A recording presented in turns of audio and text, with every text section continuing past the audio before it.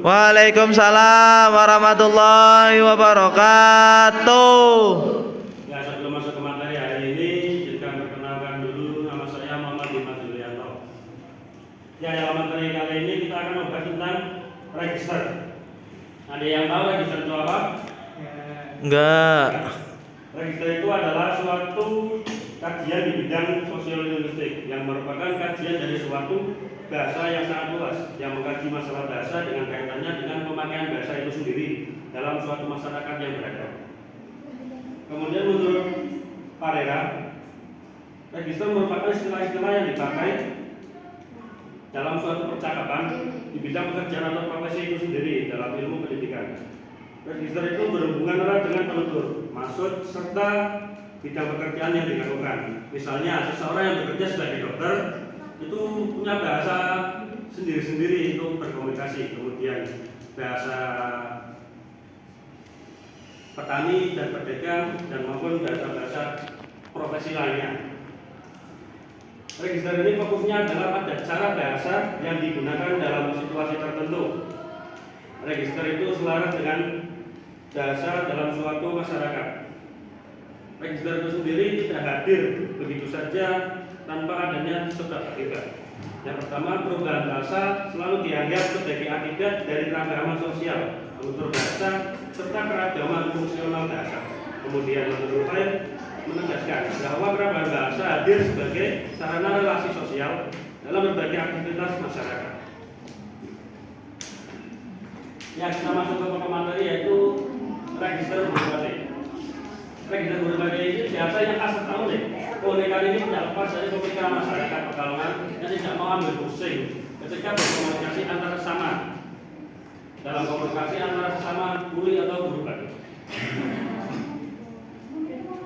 Kemudian mengapa saya mengambil penelitian ini, karena bahasa-bahasa guru batik itu bahasa-bahasa yang hanya dimengerti oleh para guru batik itu sendiri, bahasa-bahasa seperti ngerek, lorot, dan lain sebagainya. Dan kemudian kita langsung masuk saja ke macam-macam registernya. Itu yang pertama itu kelihatan nggak? Kelihatan. Ya, dilanjut yang pertama itu kalimat kuli ketek. Dari kalimat itu kita bisa membayangkan ketek itu seperti apa. Yang pertama itu ada koprol, kemudian kotor, dan lain sebagainya. Istilah kuli ketek itu populer dari awal tahun 2000-an sampai 2010. Lalu kemudian dari 2010 sampai sekarang ini istilah kuli ketek itu sudah tersingkirkan berubah menjadi kuli ketek. Kemudian yang kedua itu istilah lorot. Istilah lorot itu berasal dari lorot. Lorot itu memiliki arti melepaskan lilin dari cat itu sendiri. Cara lorot itu harus memiliki skill antara memasukkan jati ke dalam drum. Kita harus bisa mengambil lilin-lilin yang sudah terlepas itu agar lilin itu tidak tercampur dengan air dalam lorot itu sendiri. Kemudian lanjut yang ketiga itu kenceng. Kenceng itu merupakan wadah atau cetakan yang berguna untuk mencetak malam yang akan digunakan keesokan harinya. Biasanya kenceng ini digunakan setelah pekerjaan selesai atau waktu sore hari. Kemudian lanjut yang sebelahnya yaitu malam cocotan. Dalam pikiran kita istilah cocotan itu sudah familiar, yaitu tentang diinjak. Kemudian istilah malam cocotan itu adalah malam sisa dari saringan lorotan. Kemudian itu disingkirkan, lalu dimasukkan ke plastik atau karung, kemudian dikumpulkan.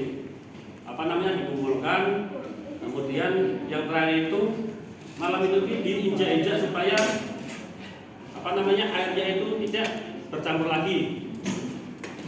Kemudian lanjut yang selanjutnya adalah bedak. Bedak itu sendiri adalah malam atau lilin sisa yang tidak bisa digunakan. Itu istilahnya itu limbah dari malam atau lilin dari batik cap-capan itu sendiri. Bedak ini tidak bisa digunakan lagi, namun bisa dijual ke penjual. Kemudian yang selanjutnya adalah bondo dan BBM.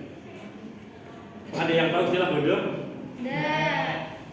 Gondo itu adalah biasa untuk bahan yang digunakan untuk menyolder, gondo rukem.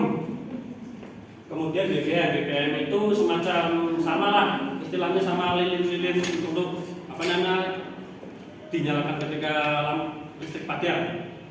Kedua bahan ini digunakan untuk campuran malam atau lilin yang akan diproses untuk menjadi malam siap pakai. Ya hanya kedua bahan ini digunakan untuk bahan campuran malam concotan atau malam ijak-ijakan itu. Kemudian kalimat selanjutnya adalah soda as. Soda as itu bahan kimia yang sangat gatal istilahnya kalau dikena kulit manusia kalau tidak terbiasa. Soda as itu sendiri berguna untuk mempermudah melakukan larutan. Itu biasanya itu bahan ini dicampur ke drum yang kedua atau yang belakang. Ketika proses pelarutan malam atau dari soda as ini digunakan untuk melecitkan kain, itu biasanya itu kainnya itu langsung terlepas dari lilin-lilinnya. Kemudian selanjutnya adalah frozen. Frozen itu merupakan proses awal dari pembuatan kain batik. Frozen itu adalah teknik dasar pewarnaan dari batik itu sendiri. Frozen ini biasanya itu harus diinapkan dan diproses selanjutnya keesokan harinya, karena kalau diproses langsung di hari itu biasanya pewarnaan ini akan luntur dan hilang warnanya. Kemudian teknik cat ini berguna untuk membuat motif dari kain batik itu sendiri. Penggunaan canting baik itu kayu maupun tembaga itu membuat gambar-gambaran dari kain batik itu sendiri. Kemudian natrium sulfit. Natrium sulfit itu bahan kimia yang biasanya digunakan untuk pengawet makanan, khususnya itu buah-buahan. Biasanya bahan ini digunakan untuk buah pisang supaya matangnya itu enggak busuk. Tapi kalau di teknik pembatikan bahan ini digunakan untuk proses pencabutan warna.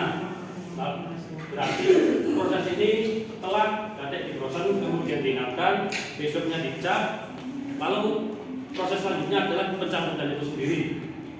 Berarti pencabutan warnanya yang tidak terkena lilin malam tersebut. Kemudian proses merek atau kerek.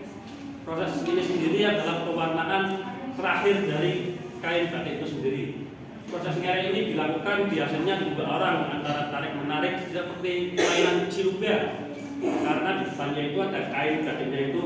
Kemudian kan kalau kita copot itu kan tidak kelihatan temannya di depan, lalu tarik lalu kelihatan, itu seperti mainan cilubya.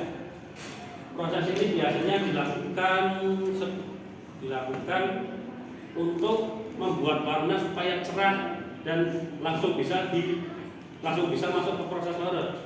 Biasanya proses ngerek ini menggunakan bahan kimia seperti bahan base, bahan yang melalui dua proses itu secara bergantian. Kemudian lanjut biasanya selanjutnya yaitu proses ngriwil. Itu biasanya proses ngriwil itu kita harus memiliki teknik atau penguasaan di bidang ini. Teknik ini biasanya dilakukan oleh para buruh batik itu sendiri dengan cara jongkok. Itu kalau belum biasa jongkok, paha itu akan terasa pegal. Kemudian proses ngriwil itu sendiri antara kainnya itu diremas-remas tapi tertata rapi, tidak seperti diremas asal-asalan. Berarti kalau sudah diremas rapi kemudian diberi obat, lalu akan keluar warna-warna titik-titik kuning atau coklat.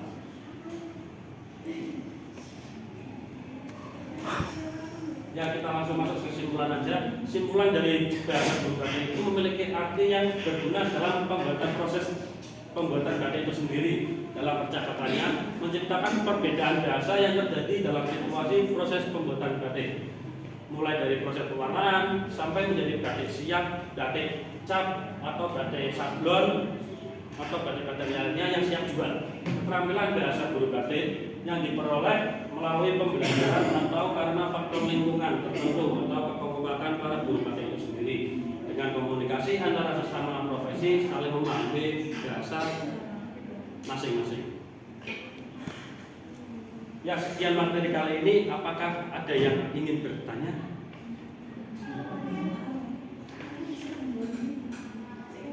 Ya, apakah ada yang ingin bertanya? Ya, ada. Ya, ada. Kalau Sudah tidak cukup. ada, saya cukupkan.